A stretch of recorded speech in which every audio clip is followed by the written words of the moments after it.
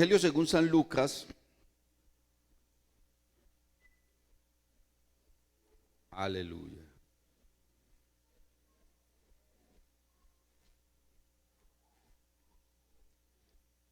Evangelio según San Lucas. En el capítulo número 6, gloria a Dios. Voy a leer el verso número 46, gloria a Dios. San Lucas, capítulo 6, verso 46, dice: ¿por qué me llamáis Señor, Señor, y no hacéis lo que yo digo?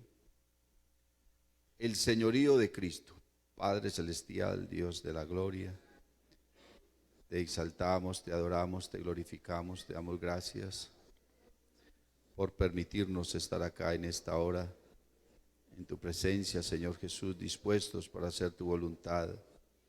Habla a nuestro corazón, habla a nuestra vida, Señor Jesús, conforme a tu propósito, conforme a tu voluntad, mi Dios del cielo.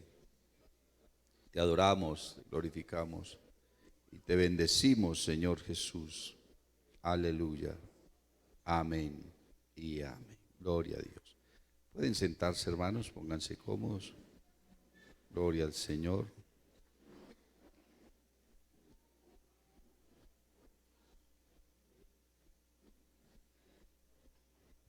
El señorío de Cristo. Aleluya.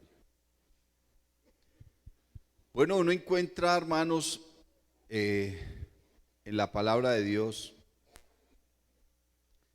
algunas ocasiones en las que Dios se queja. Amén. No somos nosotros los únicos que nos quejamos. Aunque nosotros a veces nos quejamos de lo bueno y nos quejamos de lo malo también, porque somos muy insatisfechos. Porque es difícil satisfacer al ser humano. Si está haciendo sol, qué calor. Si está lloviendo, este invierno tan horrible. Y así sucesivamente, ¿cierto? A veces nos quejamos. Hay quienes lloran porque no tienen carro y hay otros que lloran porque no tienen dónde parquearlo. Y entonces el ser humano es difícil de satisfacer, es difícil de llenar. La Biblia dice que todos los ríos van al mar y el mar no se llena. Así el corazón del hombre. Amén. No se llena con nada. Es natural en los seres humanos el quejarnos. Pero qué tan normal y qué tan natural es que nuestro Dios se queje. Amén. Y creo que las quejas del Señor sí están bien argumentadas, sí están bien fundamentadas. Y cuando uno medita en la palabra de Dios, en cada una de estas quejas de nuestro Dios, pues entonces se encuentra que realmente hay un fundamento. Usted lee, por ejemplo, el capítulo 1 de Isaías y Dios se está quejando porque el pueblo se dedicó a hacer ceremonias y a hacer fiestas y a hacer una cantidad de cosas y se olvidaron de Él. Amén. Le prestaron más atención a las ceremonias y a las fiestas y a todos los sacrificios y le dedicaban más tiempo al templo y a todas esas cosas que a su presencia. Amén. Gloria a Dios. Y en el capítulo 5 de Isaías, pues encontramos otra queja del Señor. El Señor se queja porque Él ha bendecido a su pueblo. Amén. Y los compara con una viña que ha sido despedregada, que ha sido abonada, sembrada con semillas especiales, escogidas, dice la palabra de Dios. Una viña que fue cercada para que los animales y las plagas no llegaran a ella, ¿cierto? Una viña donde el Señor pone una torre y un vigilante allá que esté pendiente de que todo esté bien. Bendito el nombre del Señor Jesús. Y una viña que tiene un lagar donde se produce vino. Dice la Biblia que es tipo de la alegría del alma. Y cómo esa viña, en vez de dar uvas dulces, da uvas amargas, ¿cierto? Y mire que había una torre y había un vigilante, había un pastor allí. Pero es que ¿quién puede llegar hasta el corazón del hombre y obligarlo a hacer las cosas? El asunto con Dios, hermano, es que Dios no obliga a nadie a nada, ¿cierto? Dios no obliga a nadie a nada. Dios de pronto lo inquieta a uno para algo, pero usted es el que toma la decisión si lo hace o no. Si usted va en un vehículo y se siente una persona al lado suyo, de pronto usted escucha una vocecita por allá que le dice, háblele. Pero usted es el que decide si lo hace o no. Y la mayoría de las veces no lo hacemos, ¿cierto? Nos da pena, nos da miedo, nos sentimos que no tenemos la capacidad. O sea, nos llenamos de una cantidad de cosas, pero resulta que el Señor había dicho, abre tu boca que yo la llenaré. Amén. Entonces allá en Isaías 5 el Señor también se queja acerca de que ese pueblo que bendijo tanto y que Dios les ha dispuesto todas las cosas, entonces han dado un fruto amargo en vez de dar un fruto dulce. Bendito el nombre del Señor Jesús. Ahora aquí en este texto, pues el Señor se reúne con sus discípulos y seguramente muchas otras personas estaban allí reunidas, no solamente el Señor, porque al Señor lo seguía mucha gente. Mucha gente ha seguido al Señor. La pregunta es de toda esa gente, pues ¿cuántos serán salvos? Y entonces el Señor les dice a ellos directamente, me llamáis Señor, Señor, y no hacéis lo que yo digo. Lo que el Señor les está diciendo es, ustedes no creen lo que me están diciendo. Ustedes no creen lo que me están diciendo. Ustedes me llaman Señor, pero ustedes no creen que yo soy el Señor. Ustedes no lo creen.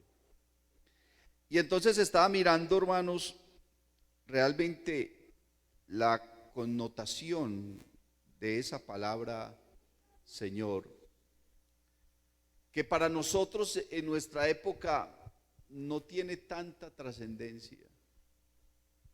Y no tiene tanta trascendencia por el uso continuo que le damos a la palabra. Cuando uno practica mucho algo, entonces se vuelve rutinario. Y cuando algo se vuelve rutinario, a veces va perdiendo como su valor. Eso es el abismo en el que caen muchas familias, ¿cierto? Que hacen de su vida familiar una rutina y entonces, como se vuelve rutinario, pierde el valor y se olvidan de que eso realmente es importante. Amén. Y entonces caen en ese abismo de la rutina y todo comienza como a perder la gracia y a perder el sentido. Bendito el nombre del Señor Jesús. Entre nosotros la palabra Señor es algo muy común y muchas veces lo hemos predicado y lo hemos enseñado y lo hemos hablado, ¿cierto? Uno acá en nuestra cultura, pues a una persona adulta le dice Señor y desde niño le enseñaron a uno, ¿cierto?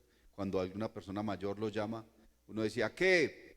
Y él mismo, el pellizco. Señora, Señor. Y entonces uno como que aprende, no a las buenas, sino a las malas, a decir Señor. Entonces crece con ese concepto de Señor o Señora, no de una manera muy correcta, porque aunque la persona a la que uno le dice señor o señora no se lo merezca y que uno crea que no se lo merezca, pues de todas maneras le está diciendo así. ¿Por qué? Porque lo obligaron y lo enseñaron de esa manera, ¿cierto? Con su buen pellizco, con su palmada, o en la casa arreglamos maleducado, grosero. Y entonces así crecimos en ese contexto de la palabra Señor. Pero en la Biblia la palabra Señor sí tiene una connotación mucho más trascendental. Es innumerable la cantidad de veces que se menciona la palabra Señor en la Biblia. De hecho, muchas versiones bíblicas que están saliendo ahora han cambiado el nombre de Jehová o de Yahvé por Señor. Amén. La palabra Señor en hebreo es Adonai, pero en hebreo solamente tiene esa traducción, Adonai.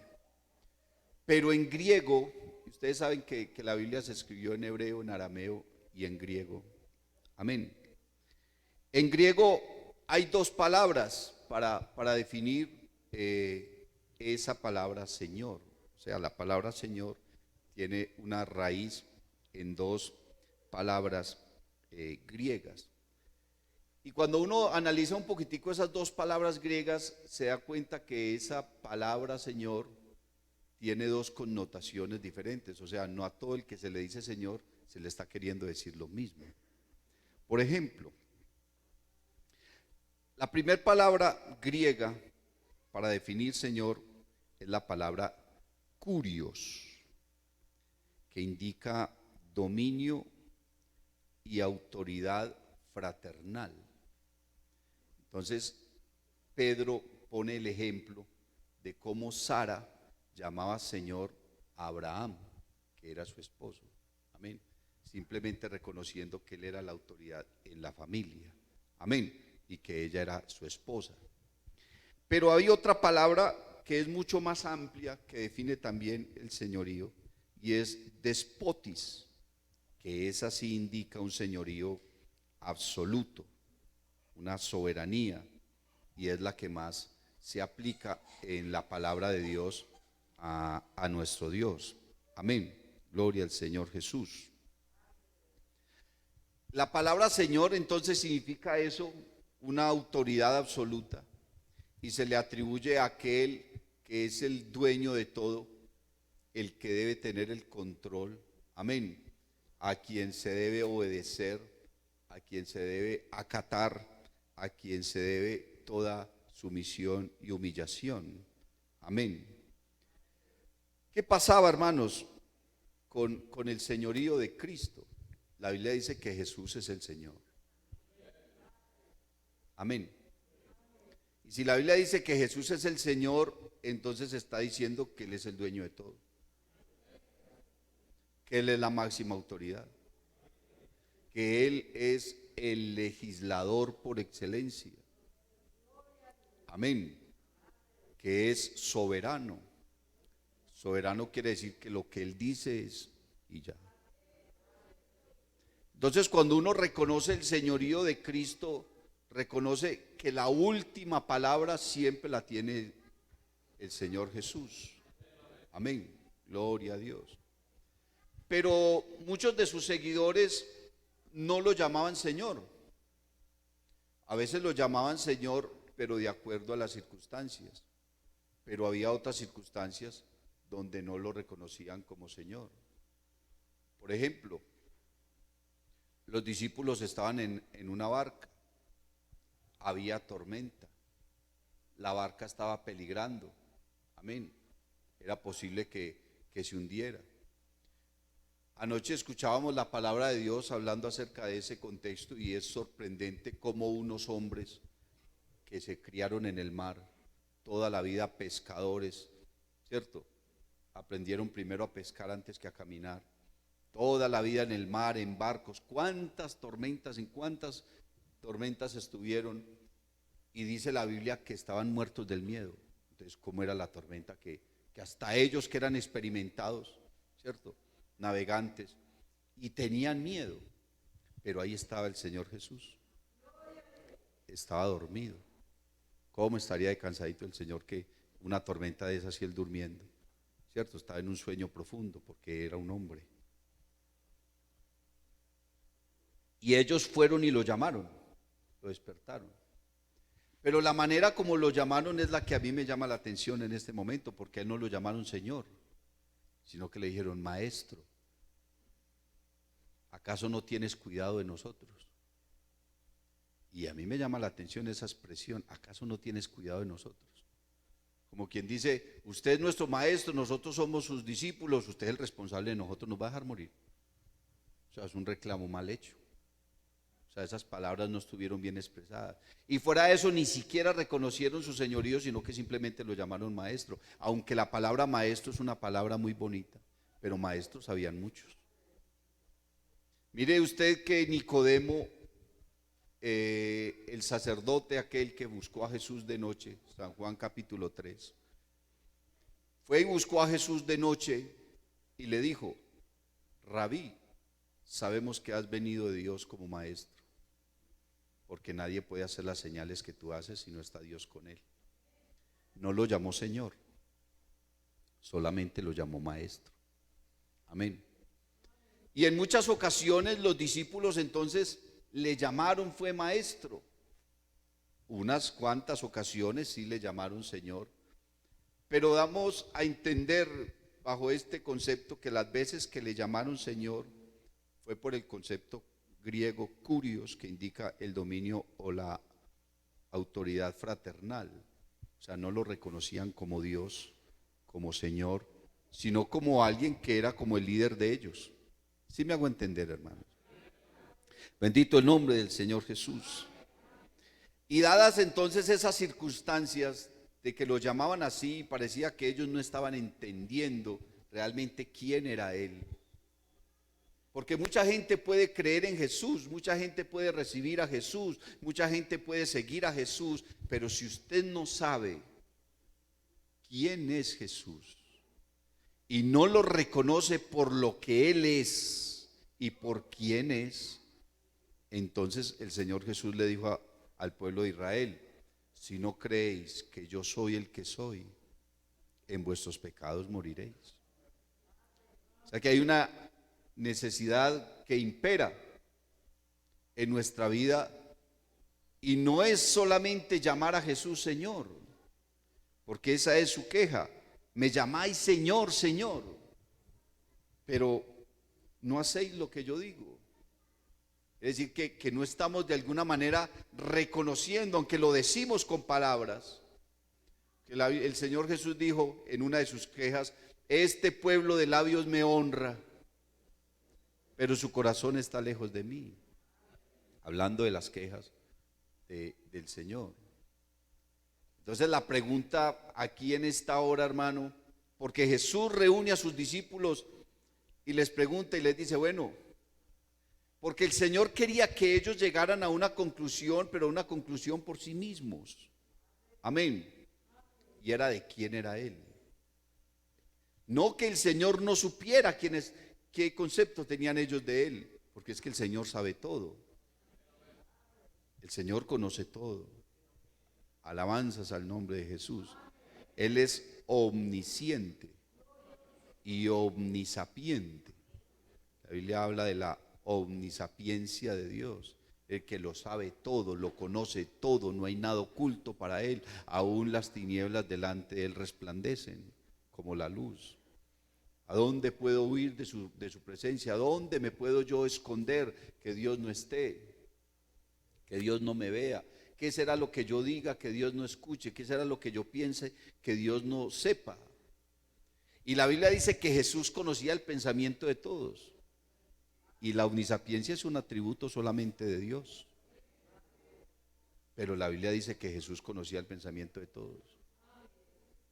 ¿Dónde dice la Biblia? Claro, Jesús estaba en una casa, había mucha gente, ya no había ni por dónde entrar. Y había un paralítico allá afuera y 4 hombres que creyeron que el Señor los podía sanar. Abrieron un hueco en el techo y lo bajaron hasta donde estaba Jesús. Y Jesús entonces se le acercó a aquel muchacho paralítico y le dijo, hijo, tus pecados te son perdonados. Y todos comenzaron a murmurar, oigan a este. Y este porque está perdonando pecados y el único que perdona pecados es Dios. Pero eso lo estaban era pensando. Así dice la Biblia. Y dice la Biblia, mas el Señor, conociendo el pensamiento de todos, le dijo al paralítico. Alabanzas al nombre de Jesús. Ese versículo me está demostrando a mí que Jesús lo sabe todo. Mas Jesús, conociendo el pensamiento de ellos, le dijo al paralítico. ¿Cómo sabía el Señor el pensamiento de ellos? Él no es adivino, Él es omnisapiente. Y eso es un atributo solo de Dios. Y ese mero versículo ya me está diciendo a mí quién es Jesucristo. Alabanzas a su nombre. Entonces Jesús le dice a sus discípulos, ¿quién dice la gente que soy yo? Él sabía que decía la gente, pero él quería que ellos dedujeran. Porque la mejor revelación, hermano, no es cuando a uno le explican varias veces una cosa. El mejor aprendizaje es cuando uno, por sus propios medios, logra. Amén. Ah, claro, ya sé cómo es esta vuelta. Entonces, por su propia deducción, usted encuentra la verdad. Como cuando usted compra algún aparato por ahí que le llega a su casa completamente desarmado en una cajita así, resulta que es un cajón grande y usted, ¿y ahora cómo armo yo esto? Y entonces usted empieza a mirar y a mirar, hasta que, ya sé cómo es esto, y entonces coge y lo arma y le quedó bueno. ¿Lo sacó por qué? Por su propia deducción. Jesús es sabio. Entonces Jesús quería que sus discípulos, por su propia deducción, entendieran quién era Él. Y entonces les dice a ellos, bueno, ¿quién dice la gente que soy yo? Porque ni ellos mismos lo tenían claro, hermano. Los discípulos no sabían quién era Jesús. Después de que Jesús reprendió el viento, silenció la tormenta, trajo la calma al mar, dice la Biblia. Y ellos comenzaron a mirarse en el uno al otro. Pero ¿quién es este? Que aún el viento le obedece. Pero ¿quién es este que la mar a su voz calla? Y eran aterrados. ¿Quién es este? ¿A quién es que nosotros estamos siguiendo? Entonces estaban desconcertados. Amén. Jesús les hablaba a ellos del Padre. Y entonces ellos se preguntaban, pero nos habla siempre del Padre y nunca nos muestra al Padre. Y entonces le dicen a uno de los discípulos, anda, pregúntale vos que nos diga entonces quién es el Padre, porque aquí estamos es confundidos, hermano. Y entonces Felipe le dice, Señor, muéstranos al Padre y nos basta. Y el Señor se quedó mirándolo a él y él sabía que lo habían enviado. O sea, aprendió empujado. ¿Sí? Le dice, tanto tiempo hace que estoy con vosotros y no me has conocido, Felipe. El que me ha visto a mí, ha visto al Padre. Dele ese aplauso al Señor Jesús, hermano, con toda su alma.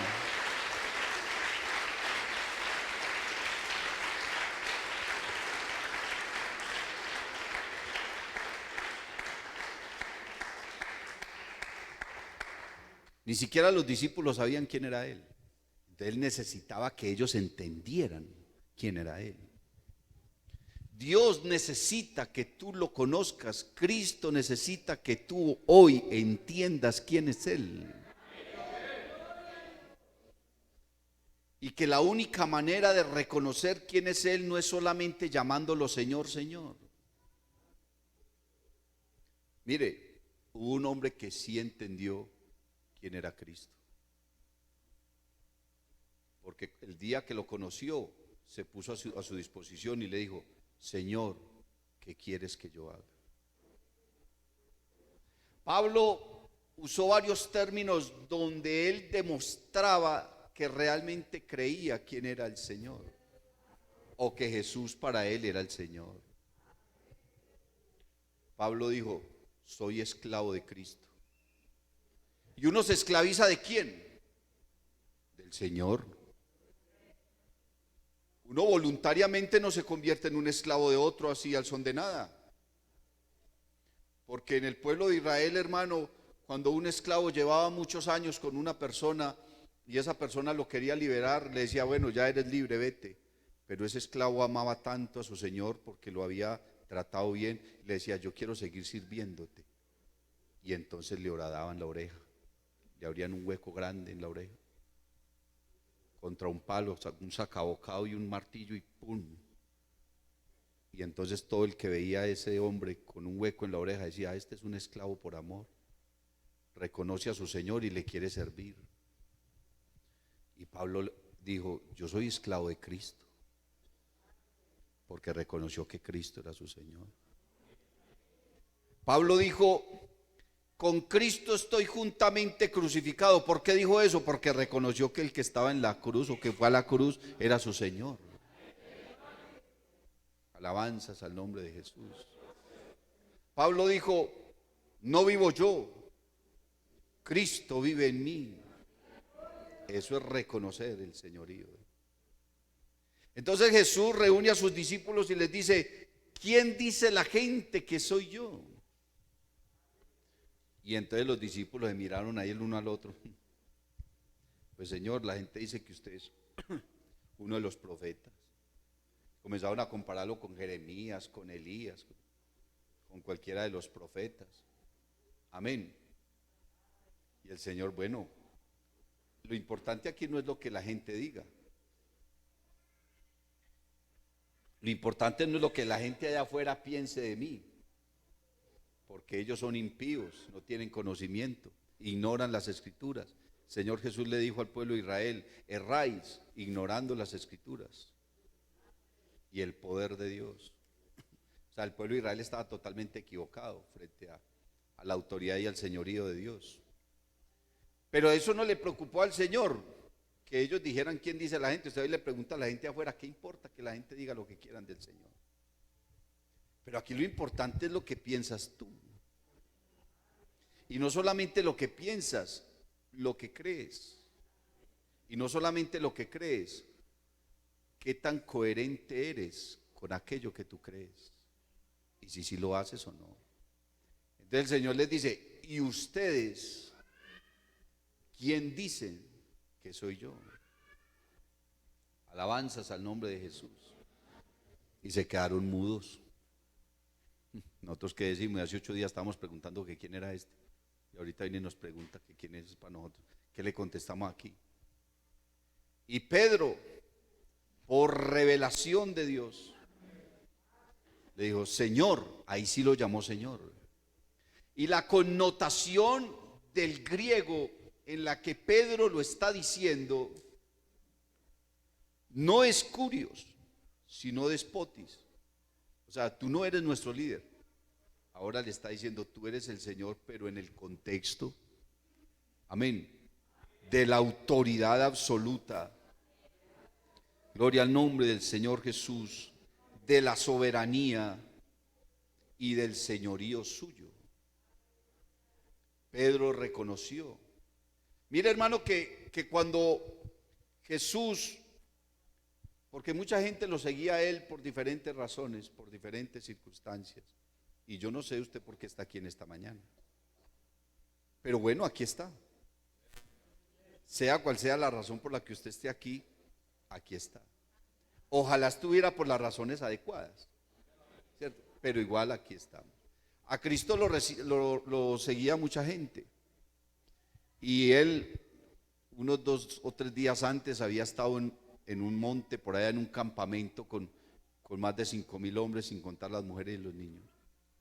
Y entonces multiplicó los panes y multiplicó los peces y le dio alimento a toda esa gente. Pero 2 o 3 días después, toda esa gente seguían detrás de él. Y como él conoce el pensamiento de todos. ¿Y por qué conoce el pensamiento de todos? Porque él es omnisapiente. ¿Y cómo puede un hombre ser omnisapiente? A no ser de que sea Dios. Porque solo Dios es omnisapiente. El diablo es muy poderoso, pero el diablo no sabe lo que la gente piensa. Él se imagina, lo deduce, ¿cierto? Él es muy observador y tiene por ahí sus vigilantes, pero el diablo no está en todas partes. Él tiene espíritus por allá que van y le informan a él cómo va el asunto, ¿cierto? Pero el diablo no es ni omnipresente, ni omnisapiente, ni todo poder, nada de eso. Es un ser que tiene poder, que Dios mismo se lo dio y nunca se lo quitó, porque Dios no le quita a uno lo que le da. La Biblia dice, irrevocables son los dones y el llamamiento de Dios. Usted no ha visto gente por ahí descarriada y evangelizando, hasta borrachos. Yo tuve un diácono en una congregación que me decía, hermano, yo escuché el evangelio en una cantina y yo estaba borracho y el que me habló del evangelio fue otro más borracho que yo. Y yo, ¿cómo es que un borracho ahí le habla del evangelio a otro? Lo que pasa es que seguramente cuando era creyente era muy evangelista y eso no se le quitó. Y aún estando en el mundo perdido, seguía evangelizando porque era algo que estaba ahí en su corazón. Eso no lo convierte en un salvo, pero ahí estaba ese don de evangelizar. Y seguramente tenía gracia. ¿Por qué? Porque ese otro borracho le creyó y fue a la iglesia. Y llegó a ser un gran hermano en la iglesia. Gloria al nombre del Señor Jesús. Irrevocables son los dones y el llamamiento de Dios. Y entonces el Señor, que conoce el pensamiento de toda esa gente que les estaba siguiendo, comenzó a predicarles y comenzó a predicarles duro. Y les dijo, ustedes me siguen por la comida que perece. Síganme por la que a vida eterna permanece. Y comenzó a predicarles, hermano, y esa gente ofendida. Y comenzaron a dejarlo. Se fueron. Jesús llegó a tener más de 500 discípulos. ¿Y dónde quedó toda esa gente? En el aposento alto no habían sino como 120. Toda esa gente fue. Y entonces cuando toda esa gente se fue, él se quedó mirando a los discípulos. ¿Ustedes qué? Vayan también si quieren, hágale. Y entonces ellos se quedaron mirándolo ahí, hermanos, viendo al Señor bien bravo. Cuando habían visto al Señor tan bravo, si el Señor no era sino ternura, amor, pero ese día estaba bravo, hermano. Imagínense, eso demuestra la humanidad de Cristo. Váyanse ustedes también. Y entonces Pedro se puso en pie y le dijo, Señor, ahí sí lo llamó también Señor. Pero ¿a quién iremos? Si solo tú tienes palabras de vida eterna. Lo llamó Señor en el contexto de su autoridad y señorío. Aleluya. Mire que a una mujer la querían matar a punta de piedra y eso está escrito en la ley. Esa mujer era una mujer prostituta, era una ramera, ¿cierto? Y se fueron y se metieron allá donde ella vivía y donde ella atendía a los hombres y la sacaron de allá. Lo extraño es porque no sacaron el hombre que estaba con ella. Y muchos de los que la sacaron habían estado con ella. Es que el corazón del hombre es una cosa muy tremenda. Pero lo hicieron no por ocasión de ella, sino porque sabían que el Señor estaba por ahí cerquita y como ellos estaban buscando ocasión para apedrearlo a él y no a ella. Les dijeron, vea, ya sé, a algunos se le ocurrió, ya sé cómo lo podemos apedrear, vea, ya encontré cómo lo podemos declarar blasfemo, allí hay una mujer adúltera. Yo vi ahorita un muchacho que entró allá donde ella, venga y la sacamos y la llevamos donde Jesús. Por eso dicen que la sorprendieron en el acto mismo del adulterio. ¿Quién les dijo a ellos que ella estaba con un muchacho? Eso fue que ellos buscaron la ocasión. Ya vieron que entró un hombre, listo, vamos y la sacamos de una y tenemos aquí ya la autorización, la evidencia, la sorprendimos en el adulterio. O sea que cuando entraron allá estaban todos desnudos, la muchacha y el pelado. No sé si la vistieron, la Biblia no dice nada de eso, en todo caso la sacaron de allá y fueron y se la llevaron al Señor ahí, pum, la tiraron. No la llevaron y le dijeron, siéntese ahí bien, pues tener una sillita. No, la tiraron de cualquier manera, porque la querían era matar, para poder apedrear al Señor también. Aquí vamos a apedrear a estos dos. Ahí que eran felices tirándole piedra a la gente. Es que tirar piedra es muy fácil, hermano. Póngase en los zapatos del que usted le está tirando la piedra a ver. Hablar de un ministro es muy fácil. Venga, aparece aquí a ver. Yo le presto mis zapatos cuando quiera. Y le presto hasta las llaves del alfolí si quiere. Pues no es tan sencillo. Bendito el nombre de Jesús. Y entonces le dijeron, vea, Rabí, encontramos a esta mujer, porque tampoco lo llamaron Señor, en el acto mismo del adulterio. Y la ley dice que la tenemos que matar a punta de piedra. ¿Usted qué dice? Y el Señor se quedó calladito, mirando para el suelo. Y él conociendo el pensamiento de todos. Porque es que eso es lo maravilloso de Jesús. Que él conocía el pensamiento de todos ellos. Entonces Entonces simplemente, ni siquiera levantó la cabeza y dijo, el que esté libre de pecado, tire la primera piedra. ¿Sabe qué les quiso decir? El que de ustedes no haya estado con esta muchacha, tire la primera piedra. Eso fue prácticamente lo que les dijo. Todos ustedes han estado con ella y entonces la traen aquí para que la maten. Entonces tendríamos que matarlo a todos ustedes. El que esté libre de pecado, porque él sabía que todos eran los pecadores. Y no por deducción, sino por conocimiento de causa. Porque Jesús sí sabe que hay en el corazón de todos los hombres. Y ellos dejaron ahí las piedras y salieron y se fueron. Mujer, ¿dónde están los que te acusan? No sé, Señor. Yo tampoco te acuso. Vete, pero no peques más. ¿Y quién decís vosotros que soy yo? Se quedaron callados, hermano. Porque es que es muy fácil decirle Señor. Es muy fácil uno arrodillarse 1 o 2 horas a pedirle de todo. Pero a la hora de obedecer, a la hora de negarse a sí mismo, a la hora de renunciar a los placeres, a la impiedad, a la hora de dejar el pecado, a la hora de dejar los amigos, el mundo, a la hora de renunciar a todo eso, entonces ya no es tan Señor. No, muy lindo el evangelio, una belleza. Me encanta como predican allá, no, eso cantan hermoso, eso. Pero no, hermano, eso no es para mí, no. Yo soy muy mujeriego. No, a mí me hace mucha falta el traguito. No, es que yo soy muy mentiroso y yo no soy capaz de decir la verdad. No, es que yo no soy capaz de hacer un negocio, hermano, sin ocultar. Entonces no somos capaces de arrepentirnos. Somos capaces de renunciar a nuestra vanidad, a nuestras mentiras. Y a la hora de servir, tenemos 1000 disculpas. Entonces cuando uno se pone en los zapatos del apóstol Pablo, uno dice, uy, no, es que uno ser como Pablo, predicar como Pablo, hacer como Elías, y entonces uno comienza a compararse con esa gente. Pero es que esa gente a Jesús no solamente lo llamaron Señor, sino que lo recibieron en su corazón y vivieron sabiendo, entendiendo, creyendo y haciendo que realmente Él era el Señor para ellos. Aquí no importa quién es Jesús para la gente de allá. Aquí lo que importa es quién es Jesús para ti, para ti, para ti. No el que se sienta a tu lado, no para tu esposa, no para tus hijos, no para tus padres, no el que está ahí en el culto sentado al lado tuyo, no, es para ti.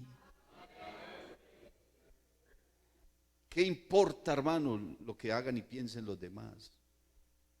Es cuál es el concepto que tienes tú de Cristo y qué tan coherente eres con eso. Si realmente Cristo es el primero o si realmente Cristo no es el primero en tu vida. Porque el primer mandamiento se refiere a eso, a reconocer, aceptar y vivir el señorío de Dios. Amarás al Señor tu Dios con toda tu alma, con todas tus fuerzas, con todo tu corazón, por sobre todas las cosas.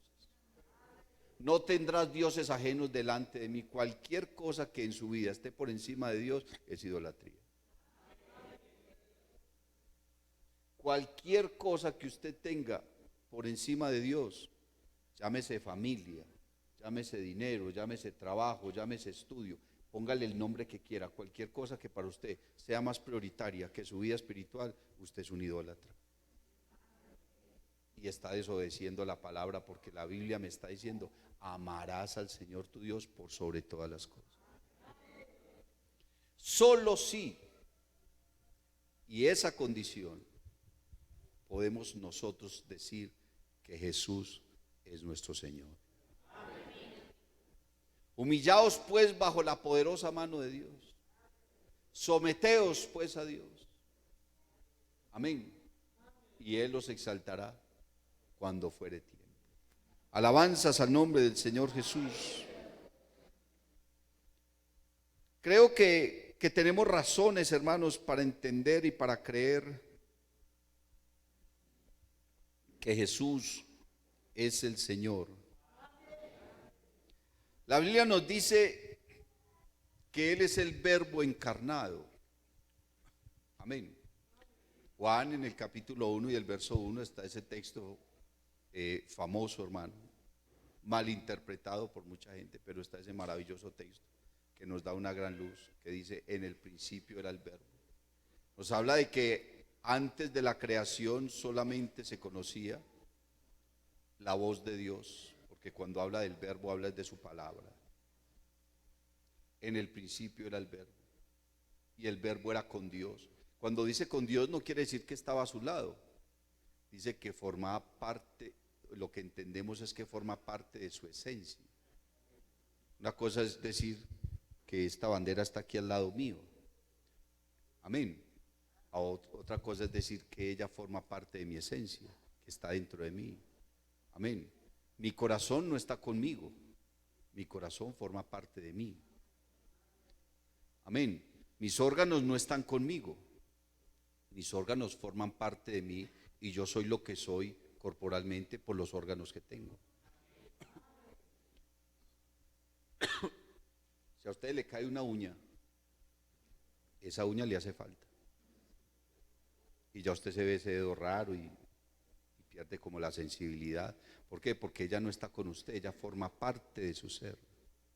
La palabra formaba parte del ser del Señor. Entonces, cuando dice en el principio era el Verbo y el Verbo era con Dios, no quiere decir que estaba con Él, sino que formaba parte de su esencia. Dice, y el Verbo era Dios. Esa tercera frase entonces aclara la idea de las dos primeras. Amén. En el principio era el Verbo y el Verbo era con Dios, y el Verbo era Dios. O sea, la esencia de Dios era su palabra. Amén. Dice, y aquel Verbo, o sea, la esencia de Dios, se hizo carne, se hizo hombre, siendo un verdadero hombre, aunque no dejó de ser Dios.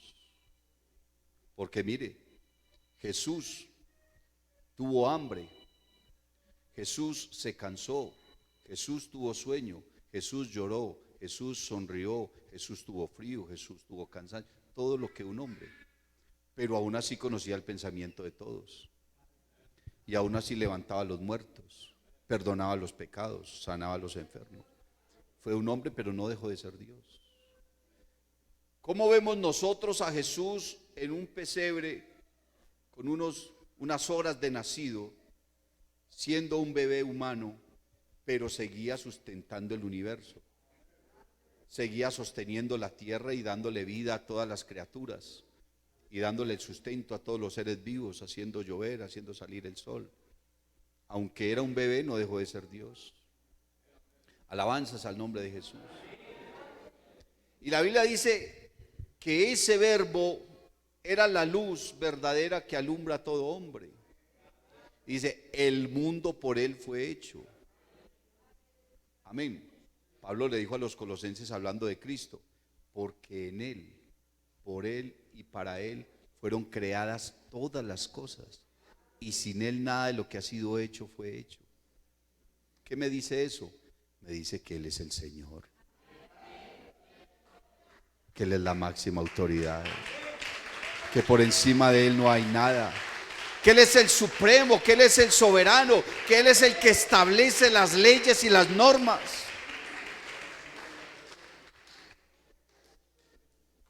Que Él es el que pone las condiciones. Y una condición que Él puso para ir al cielo era que debíamos entrar por Él, no por otro medio. Amén. El que entra por otra parte es un ladrón y un salteador, ¿cierto? Cuando llega una visita a su casa, ¿por dónde entran? ¿Qué diría usted si ve a la visita tirándose por el balcón o metiéndose por la ventana? Este no me viene a hacer la visita, este me viene a robar. Así sea conocido. Vecino, ¿usted por qué se está metiendo por la ventana? ¿Usted por qué se está tirando por el patio para mi casa? No, es que necesitaba entrar a su casa, sí, porque no dio la vuelta y tocó la puerta. ¿Pero por qué está metiendo por ahí? Porque no viene a hacer la visita. vienes a robar, tiene malas intenciones. Entonces Cristo dice, el que por mí entrare, yo soy la puerta, el que por mí entrare será salvo. Usted no puede entrar al reino de los cielos por otro método, por ninguna religión, ni por su propio concepto. No es que yo oro en mi casa, no es que yo escucho predicaciones por YouTube, no es que yo leo la Biblia y yo vivo aquí, es una necesidad de ir a la iglesia. No, está equivocado. Porque Cristo estableció la iglesia. Él dijo, yo edificaré mi iglesia. Le dijo a Pedro, ciertamente tú eres Pedro y sobre esta roca edificaré mi iglesia. ¿Cuál roca? La revelación que Pedro recibió de que Cristo era el Señor. Y sobre esta roca edificaré mi iglesia y las puertas del Hades no prevalecerán contra ella.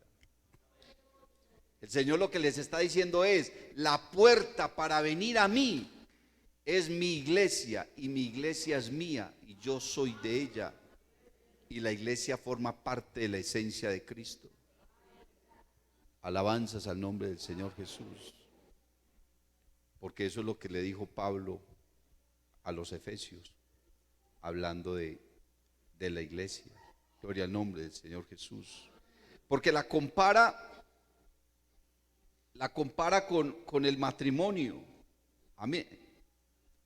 Dice Efesios 5, el verso 21, someteos unos a otros en el temor de Dios. Las casadas estén sujetas a sus propios maridos como al Señor, porque el marido es cabeza de la mujer, así como Cristo es cabeza de la iglesia, la cual es su cuerpo. Y el cuerpo no forma parte de nuestra esencia. O usted solamente es cabeza. Bueno, hay algunos que tienen la cabeza. Pero eso no indica que solamente esa cabezota sea el cuerpo. Usted, hermano, es todo su ser. Pablo le dijo a los tesalonicenses que el ser humano tenía espíritu, alma y cuerpo. Y aquí la Biblia me está diciendo que Cristo es la cabeza del cuerpo y el cuerpo es la iglesia. O sea que la iglesia está conectada y forma parte de la esencia de Cristo. Así como Cristo es cabeza de la iglesia, la cual es su cuerpo y Él es su Salvador. Así que como la iglesia está sujeta a Cristo, así también las casadas lo estén a sus maridos en todo.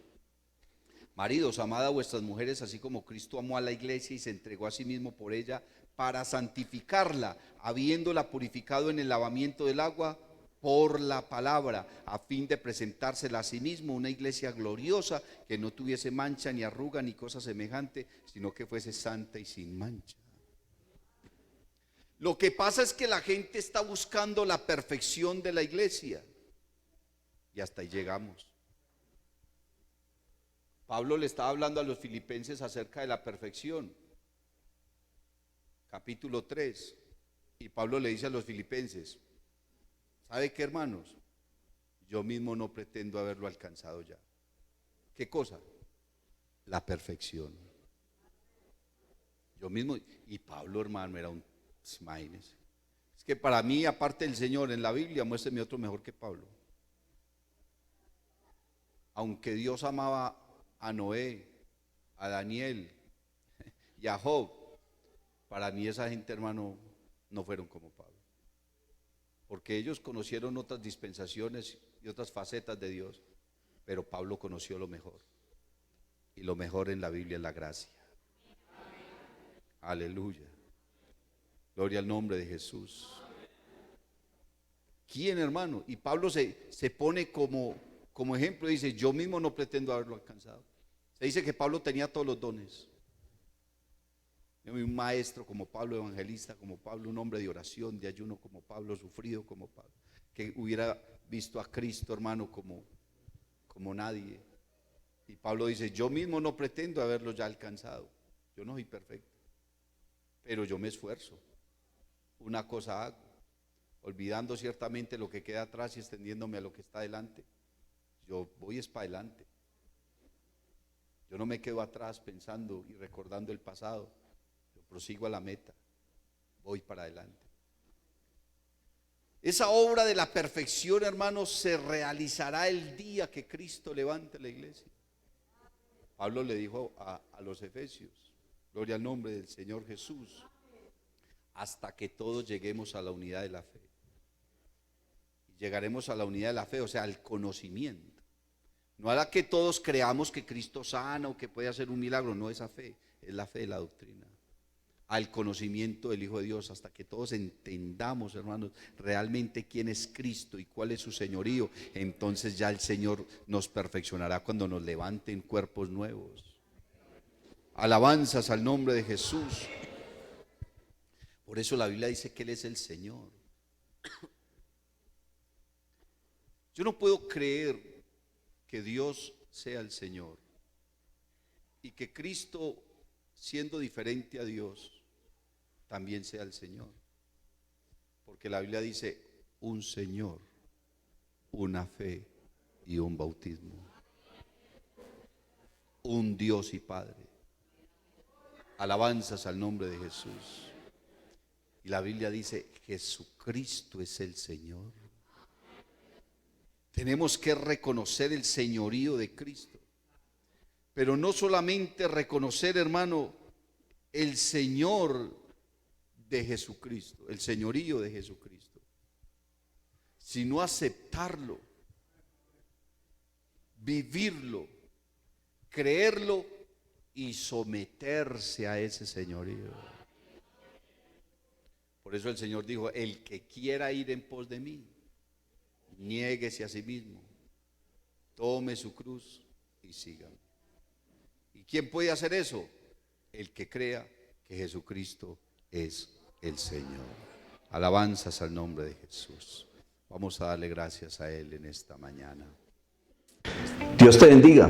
Si te ha gustado esta predicación, te invito para que visites mi canal en YouTube y en Facebook, Eduard David Tabort. Suscríbete y activa las notificaciones. Estoy seguro de que esta palabra será poderosa para tu vida.